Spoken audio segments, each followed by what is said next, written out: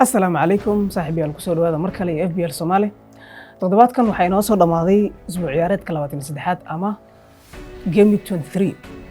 Game Week 23 hadii aan ku laabano ciyaaryahanka ugu dhibcaha badnaa wuxuu ahaa Phil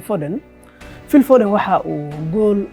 ka dhaliyay sidoo kale laba caawin ka sameeyay kulankii Manchester City ay kaga badisay 4-1 kooxda Liverpool kulankaasi oo kooxda Liverpool ciyaartooydeeda muhiimka ahaa ee laga filay dhibcaha ayna soo xareen intii looga bartay sidoo kale hadii aan si guud 12 ciyaartooy dhibcaha ugu badan keenay aan ku laabto waa Mislea waa goolaha oo 10 dhibcood keenay Dallas oo u ciyaara kooxda Leeds oo gool dhaliyay asna ana raade caawin sameeyay sidoo kalena shabaqiisa ilaashaday wuxuuna keenay 12 dhibcood Tete ayaa ku xiga oo u ciyaara kooxda Fulham ayaa ever la gashay kooxda West Ham sidaasna shabaqeeda u ilaashatay wuxuuna keenay 9 dhibcood ciyaaraanka kale waa Dunk wuxuu ciyaaraa kooxda Brighton ayaa 1-1 la gashay kooxda Burnley Dunk wuxuu dhaliyay gool kamid ah labadii gool ee la iska dhaliyay sidaasna wuxuu ku keenay 9 dhibcood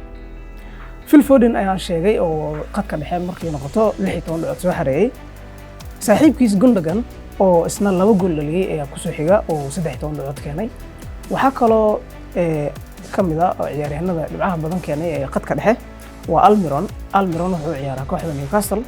Newcastle ayaa 3-2 kaga badisay kooxda waayadan dambe aadka u fiicneed laakiin kulamo xiriir ah laga badiyay kooxda Southampton oo gool darro ay ka soo gaartay garoonka St James Park oo 3-2 ah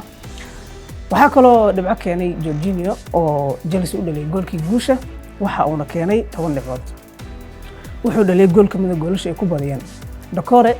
oo ciyaara kooxda Everton oo 3-3 la gashay kooxda Manchester United ayaa keenay 10 dhibcood Doucoure wuxuu sameeyay caawin sidoo kale gool ayuu dhaliyay saaxiibkiis Calvert-Lewin oo goolkii barbaraha xilli dambe ka dhaliyay kooxda Manchester United ayaa 12 dhibcood keenay waa weerarka ugu dhibcaha badan toddobaadkan sidoo kale Timo Werner oo gool dhalin la'aan ah oo muddo badan laga sugay in gool dhaliyo laakiin aad moodo in dhibcaha FBL-ka oo ka caawinay soo rigoorihii goolku u bedelay Jorginho keenay hadii aan inta kaga gudbo toddobaadkii hore waxaan idin sheegay in la xaqiijiyay in toddobaadkan hadda horteena ah uu noqon doono double game week kulamada double game week ama kooxaha double game week iska leh waa hadii aan mar kale ku laabto double game week macnihiisu muxuu yahay double game week waxa waaye kooxda marka ay kulan hore u baaqday loogu daro jadwalka isbuuclaha ee markaas ay leedahay taas oo macnaheedu yahay in dhibcaheeda loo laba jibaarayo oo hadii shakhsi tusaale ahaan Gundogan hadii aka wato kooxda Manchester City oo toddobaadkan double game week leh Gundogan dhibcaha uu ka keeno kooxda Tottenham oo ay u dhici doonaan iyo dhibcaha uu ka keeno kooxda Everton hal isbuuc ayaa loo xisaabinayaa sidaas ay dhibcihiisa laba ay ku noqonayaan si guud kulamada toddobaadka double game week kooxaha Manchester City Everton Burnley iyo Fulham ayaa leh double game week kooxda Manchester City ayaa u bixi doonta Tottenham iyo Everton ayaana sidoo kale Fulham wajihi doonta iyo kooxda Man City Burnley iyo Crystal Palace Burnley oo Crystal Palace iyo Fulham ayadana wajihi doonta iyo Fulham oo wajihi doonta Everton iyo Burnley kulamadaas double game week ah waxa lagu xisaabtami karaa oo aad looga tashan karaa kooxda Manchester City oo aan ognahay in hogaanka Realka ay hayso ciyaaryahanno badanna ay dhibco badan keenayaan laakiin maamulayaasha FBL-ka aad uma jecla ninka lagu magacaabo Pep Guardiola oo ciyaaryahanadiisa tayada badan marka uu isku helay marar badanna isku bedela marka isbedelkaas ayaa wuxuu keenayaa in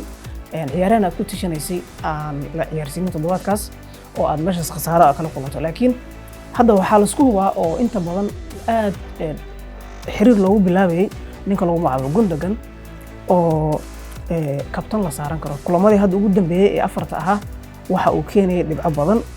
oo mid wuxuu keenay 13 waa kulankii hadda ugu dambeeyay kulankii Burnley ka badiyeen 2-0 wuxuu keenay 8 dhibcood kulankii Sheffield ee 1-0 ka badiyeen wuxuu keenay 3 dhibcood kulankii Burnley Manchester City ay 5-0 ka badisay West Brom wuxuu keenay 14 dhibcood kulankii kale ee Game Week 19 wuxuu keenay 10 dhibcood iyo kii ka horeeyay oo keenay 8 dhibcood marka Gundogan waa lagu tashan karaa waana la isku haleyn karaa toddobaadkana wuxuu ka mid yahay dadka ugu cadcad hadii aad u baahan tahay inaad ka faa'iideysatid jibaarada ay haystid sida triple captainka oo kale maadaama uu double game uu leeyahay fursado badan ay soo mari karto maadaama uu yahay ninka qaata rigooraha kooxda maadaama uu maqan yahay De Bruyne wali asaa qaadanayo inkastoo kii hadda ugu dambeeyay uu hawada mariyay oo uu cunay laakiin wali asaga loo dhiibi karaa inkastoo Guardiola uu sheegay in Ederson laga yaabo inuu dhiibo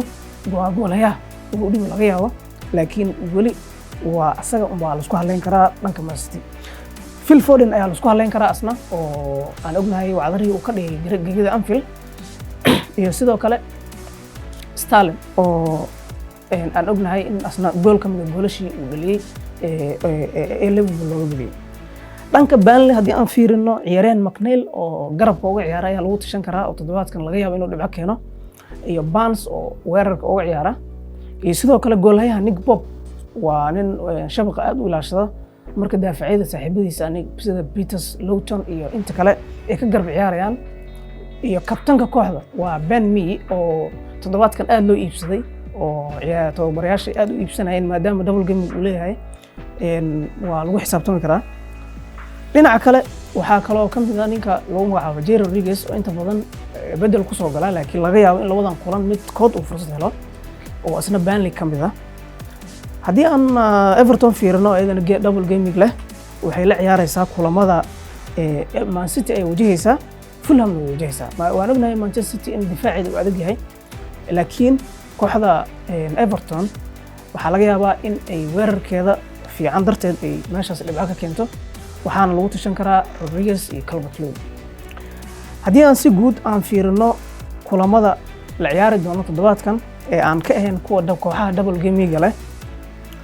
waa Leicester iyo Liverpool oo soo wajihi doona West Brom iyo Manchester United oo soo wajihi doona Chelsea iyo Newcastle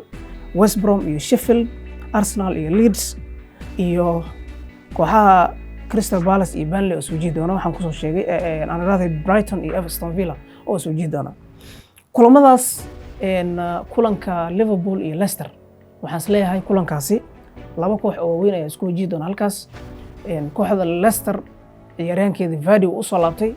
waana toddobaadkan waxaa laga yaabaa in lagu soo bilaabo oo meeshaas dhibco uu ka keeno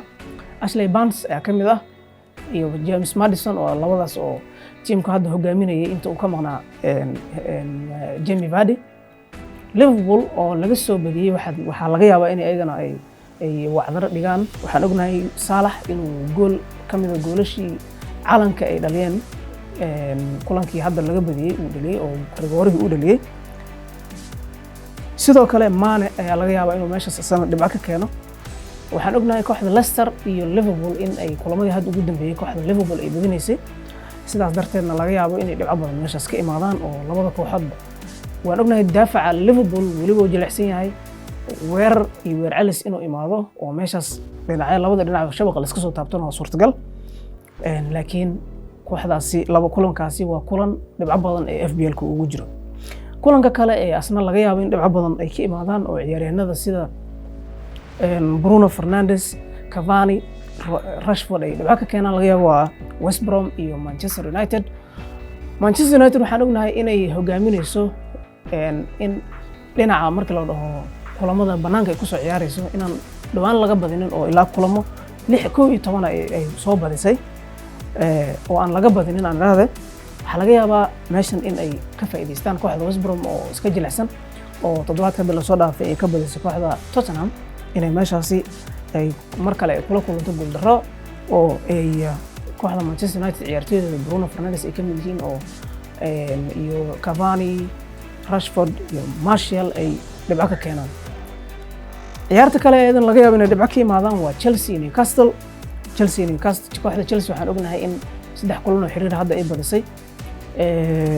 Newcastle-na ay hadda xogaa soo yara noolaanayso kulan muhiim ah ay toddobaadkii hore ka badisay kooxda Southampton ay 3-2 kaga badisay meeshaasna waxaa laga yaabaa inay dhibco ka yimaadaan oo ninka lagu magacaabo Timo Werner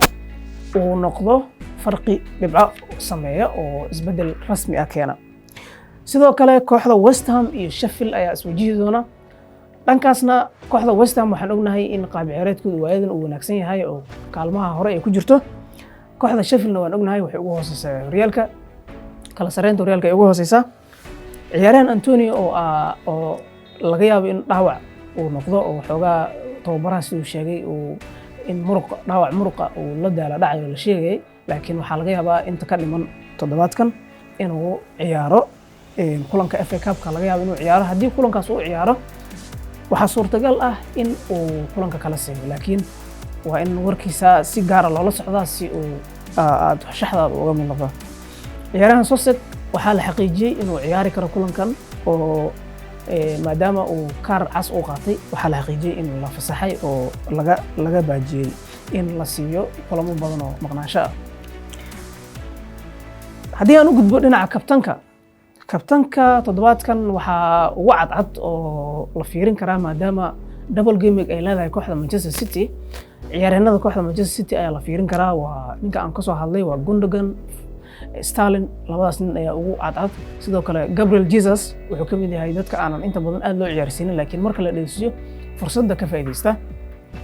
Gabriel Jesus oo kale kabtan waa la saaran karaa maadaama lagu kulano muhiim uu leeyahay Calvert-Lewin ayaa ka mid ah oo asna hadda shaxda si rasmi ugu soo laabtay kulamo ay ka mid yihiin kulanka Manchester City iyo kulanka Fulham oo aan ognahay koox iska hooseysa ay tahay in uu meeshaas dhibco ka keeni karo waxaa kaloo laga yaabaa inuu dhibco fiican keeno Cavani kulamadii hadda ugu dambeysay ee kooxda Manchester United goolal ayuu dhalinayay oo weliba xiriir ah waana nin weerarkiisa mar walba lagu karsanyahay inkastoo fursadaha dadka uu ka mid yahay fursadaha aan aad uga faa'iideysanno laakiin weerarkiisa aad u kulul yahay haddii uusan dhalin waxaa laga yaabaa in uu ka qayb qaato in caawin ama rigoore uu keeno meeshaasna waxaa laga yaabaa inuu dhibco ka keeno waxaan sidoo kale ku darsanayaa ninka lagu magacaabo Nick Pope waa goolahayaha kooxda Burnley waxay leedahay double game week waxaa laga yaabaa Nick Pope in uu labada kulan isku xigtaba inuu shabaq ilaashada laga yaabo meeshaasna uu dhibco ka keeno sidoo kale haddii ay jiraan dad isticmaalayo jibaarada oo ka faa'iideysanaya toddobaadkan double game week ah kabtanada oo kale triple captainka oo kale waa la isticmaali karaa haddii haysatid jibaarka free hit oo kale inaad isku daydo inaad kaga faa'iideystid oo kulamadan aad u badsatid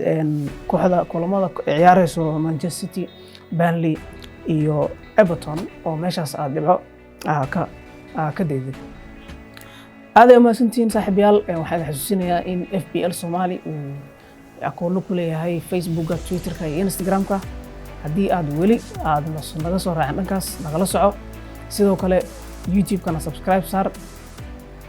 halkan nagala soco. هذا ما سنتين والسلام عليكم ورحمة الله وبركاته.